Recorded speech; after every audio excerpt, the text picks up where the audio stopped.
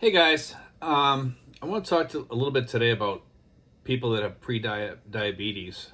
Um, I was diagnosed a while back with being pre-diabetic, and pre-diabetic is kind of funny because you're on the verge of becoming diabetic, but also you can take it back to where you're not pre-diabetic.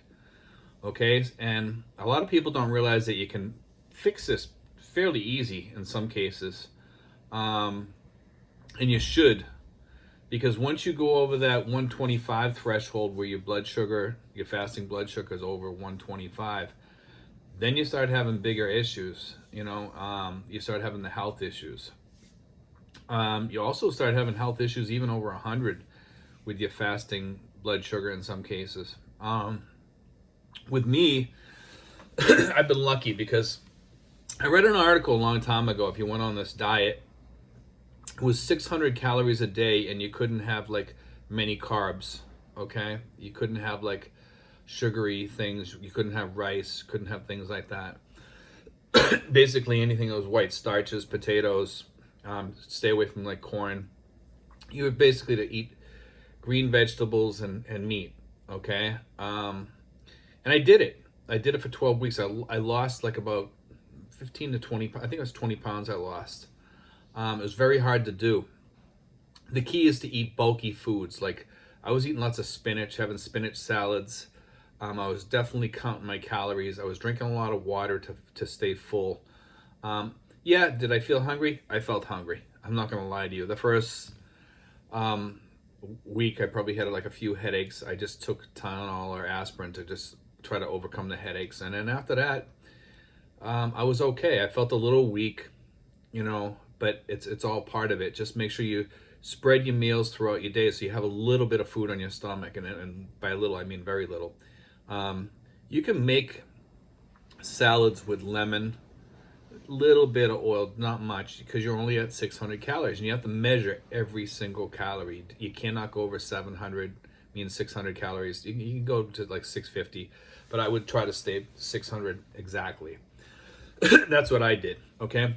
But in this thing that somebody had written, and I believe it was in one of the medical journals or something like that, that they said that if you did this for 10 weeks, your prediabetes would go away, okay? And when I was off of it, I was good for over a year, and I went back to like my regular diet, and my doctor, even 6 months after, said, well, Steve, your cholesterol's in check, everything's in check, everything's good, your sugar's good, everything's good, you're all set. After about a year, it started creeping up a little bit. It took 2 years for me to become pre-diabetic again, which is pretty good considering I only had to suffer for 10 weeks. Okay, but now I'm in a different position where my sugar was starting to creep back up again. I was back into the pre-diabetes thing. So that worked fine for me for 2 years, but I wanted to find a different way.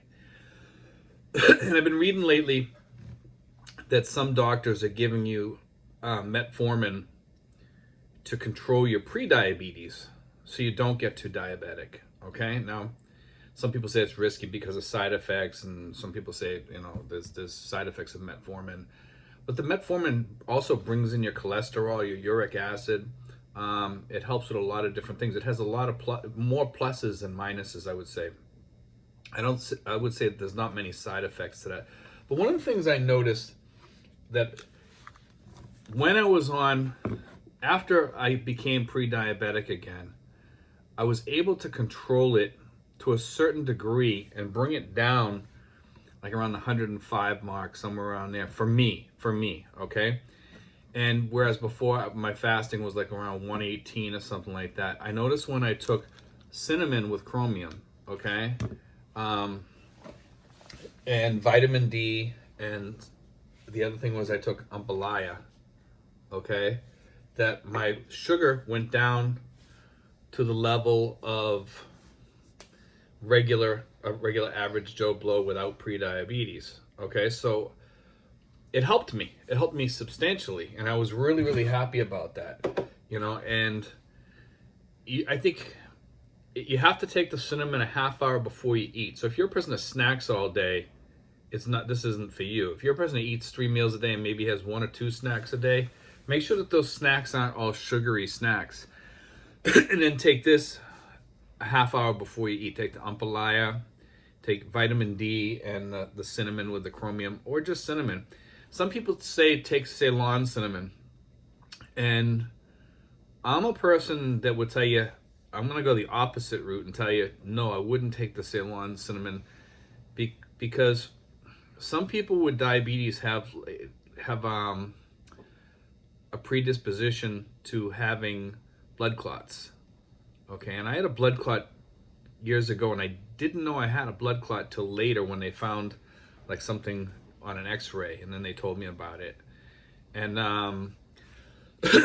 when I studied about cinnamon, it said to take the Ceylon cinnamon because there's a lot of coumadin in there, okay? And coumadin is the stuff that keeps your blood from clotting. And it's natural coumadin. It's not like, you're getting a lot of it. So it's not, coumadin is generally like bad for you. But in cinnamon, it's in a natural form, so it's not as bad for you, I don't believe. You can do more research on yourself. I'm just telling you what I think, my own opinion. And, I'm not a doctor, and I highly recommend you talk to your doctor about this too, before, listen to me. So that's my disclosure. I think that everybody's different. Obviously, talk to a doctor before listen to my advice. My advice worked for me, okay? It doesn't mean it's going to work for you.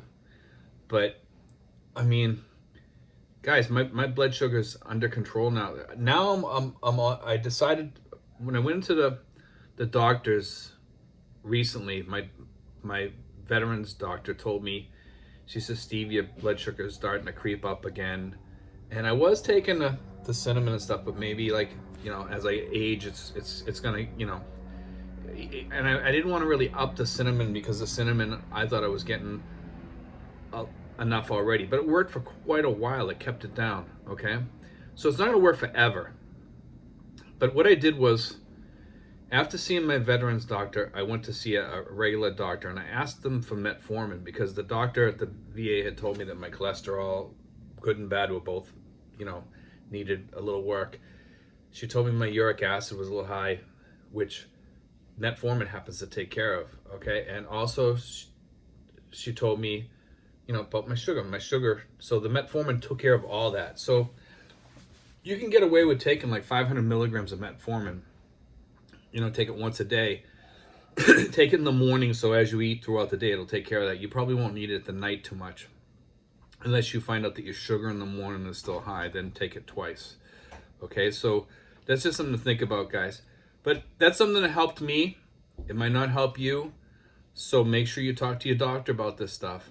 Okay, guys, and make sure that everything is checked out with them first. But like, all these are my different ideas on blood sugar. Okay, and they work for me. And some of them don't work permanent, some do. All right, guys, thanks for watching. Be sure to press subscribe, and leave any comments or questions you have. Thank you, guys.